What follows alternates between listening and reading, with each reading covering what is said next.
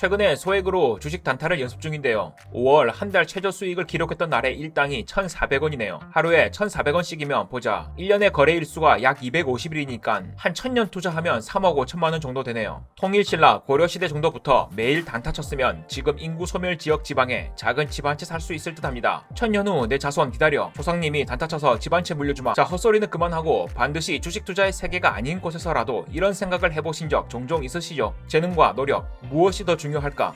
저도 답은 모르겠습니다. 그렇지만 아마 높은 확률로 대부분의 사람들보다 이와 관련한 고민을 더 많이 해봤을 거예요. 저는 초등학생 시절부터 예체능의 꿈을 가지고 달려왔거든요. 세상 그 어떤 일에 재능이 필요하지 않겠냐마는 예체능 쪽은 그 성과가 눈으로 더욱 선명히 보이기에 상대적으로 어린 나이 때부터 재능과 노력에 대한 고민을 많이 했어요. 그럼 저는 주식 투자를 잘함에 있어서 중요한 것은 노력이라 생각할까요? 재능이라고 생각할까요? 이건 역시 제가 답을 내릴 순 없네요. 재능이 중요하다고 말하기엔 제 실력이 미천해서 재능의 영역인지 아닌지 제가 감히 확답 내려드릴 순 없고, 노력이 더 중요하다 가벼이 말하기엔 분명 제 상상의 범주를 넘어서는 노력을 하는 중임에도 계속 실패하는 분들도 계실 테니 말이에요. 그러나 이것 하나만큼은 제가 확실히 말씀드릴 수 있을 것 같습니다. 잘하면 재밌어진다, 이런 말씀 들어보셨죠? 그런데 이 말을 주식 투자에선 지워버려야 합니다. 저 멀리 발로 뻥 쳐버리세요. 주식 투자에 있어서 잘한다의 개념이 뭘까요? 수익을 잘 본다는 말이겠죠?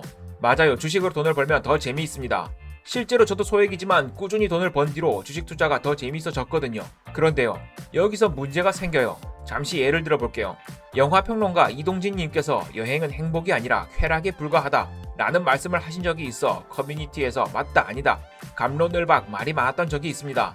무슨 의도로 말씀하셨는지 제 생각과 다를 수는 있지만 저는 이렇게 생각해요. 여행을 가기 위해 몇 주, 몇 달, 1년 내내 여행 갈 생각에만 매달려 사는 사람들이 있습니다. 그리고 모두가 그런 건 아니지만 공통적으로 그들은 현실의 삶에서 벗어나고 싶어 하고요. 그렇다면 그런 이들은 여행을 끝내고 돌아오는 발걸음이 얼마나 무거울까요? 얼핏 상상해보자면 군대 100일 휴가 복귀 느낌일까요? 개인적으로 저는 그때 태어나서 가장 짧은 시간에 가장 많은 욕을 했었거든요. 그래서 제 생각은 이래요.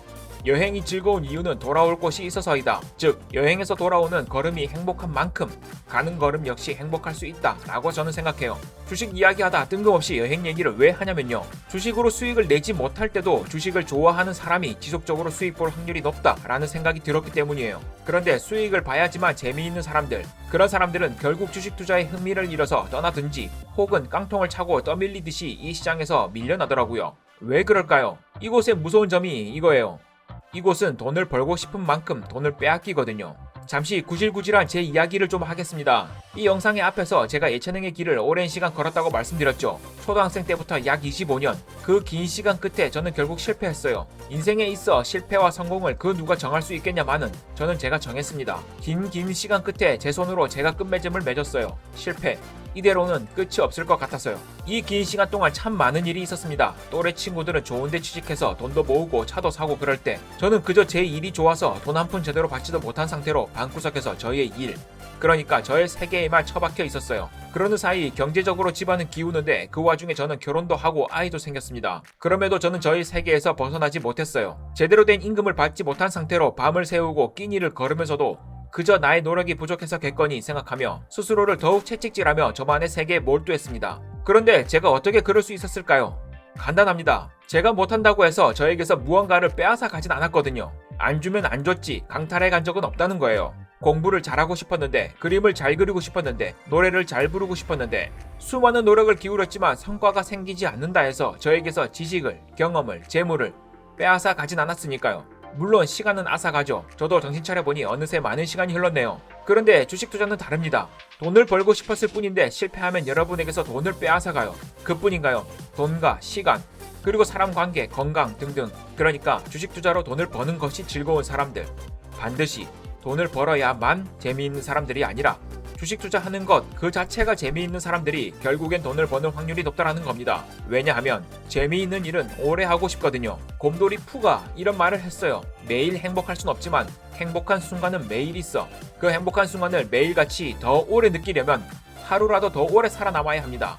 주식도 마찬가지죠. 좋아할수록 오래 하고 싶어요. 그러면 자연스럽게 비중관리, 자금관리를 하기 마련이에요. 자꾸만 비중관리에 실패하시는 분들, 매번 몰빵을 하시는 분들, 진정으로 지금 주식 투자가 재미있으세요?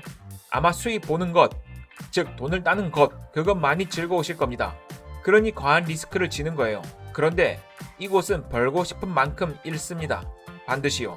이 말을 명심하셔야 합니다. 제가 방금 가진 만큼 잃는다 라고 말씀드리지 않았죠. 이곳은 자신이 가진 투자 원금만큼만 잃는 곳이 아니에요. 자신이 벌고 싶은 탐욕의 크기만큼 돈을 잃어요. 내 수중에 단돈 10,000원 한 장밖에 없더라도 욕심의 크기만큼 무슨 수를 써서든 끌고 오거든요.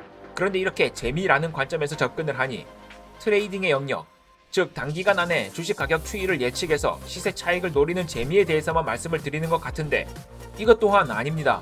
실제로 저는 현재 수익 매매로 지속적인 수익이 나고 있긴 하지만 결국엔 미국 지수 적립식 투자 덕분에 돈을 벌고 있거든요.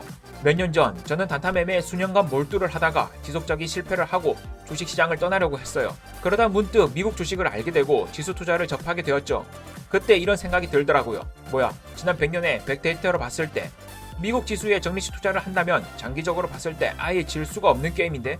이런 생각이 드니까 신기하게도 그때부터 사고 파는 매매에서 수익이 나기 시작했어요. 그 이유는 제가 과한 레버리지를 일으키지 않고도 월급의 일정 부분만 착착 사모아도 훗날 와이프 몰래 노인정에서 또래 할머니들 돈으로 후릴 수 있을 것 같다는 확신이 들기 시작했거든요. 영앤 리치는 이미 영 하지 않아서 실패했지만 올드 앤 리치는 어쩌면 영 가능할지도. 그래서 수익 매매에서 과한 리스크를 짊어지지 않게 되었습니다. 대신 지속 반복할 수 있는 방법을 찾기 위해 몰두했죠. 도대체 왜 주식 고수라고 불리는 그들이 한 입을 모아 모든 걸 포기하려던 그때부터 수익이 나기 시작했다라고 말할까요? 공수래 공수고 만화에서처럼 뭔가 마음을 비우니 각성이란 걸 해서 그런 걸까요? 저는 이렇게 생각해요. 자신이 의도했든 의도하지 않았든 지속 반복할 수 있는 자신만의 방법을 찾게 되었다. 저의 경우에는 매일같이 하던 주도주 돌파 매매를 그만두었습니다. 귀신같이 수익을 거둘 수 있는 방법을 찾아낸다 한들 지속할 수 있을 것 같다는 생각이 들지 않았거든요. 그래서 제가 가진 돈을 나눠서 지수가 하락할 때 지수 ETF를 사모은 뒤 반등하면 그냥 팔았어요. 수익률, 수익금, 손익비, 목표 수익률 그딴 거 잘 모르겠고 그냥 시장이 겁에 질려 폭락할 때 시퍼렇게 질린 애들 주워다가 저의 초조, 분노, 불안, 슬픔 등을 잔뜩 먹여 빨갛게 양봉으로 돌아서면 그냥 냅다 팔아버렸어요. 한 번에 크게 먹어서 인생 한번 역전해보려는 생각 따윈 집어치우고 그냥 와, 이 정도 돈이면 은행 이자보다 높은데? 싶으면 그냥 수익 실현했습니다. 그렇게 팔고 나면 언제 그랬냐는 듯 시장엔 공포가 희미해지고 환호성이 들리기 시작했어요. 그럴 땐 돌아서서 일했습니다. 본업을 하든 취미생활을 하든 내가 돌아갈 수 있는 곳으로 돌아갔어요. 그렇게 현생에 집중하며 시간이 흐르자 다시 호재로 가득했던 시장이 불과 몇 개월 사이에 악재로 시끌시끌 하더군요. 그래서 또 나눠 샀고 또 쥐꼬리만큼 올라서 팔았어요. 이렇게 경험이 늘어나니 자신만의 기준들을 조금씩 수정 보완하면서 지수에서 개별 종목으로 적용하게 되었고요. 이는 현재 진행형이기도 합니다. 정리할게요.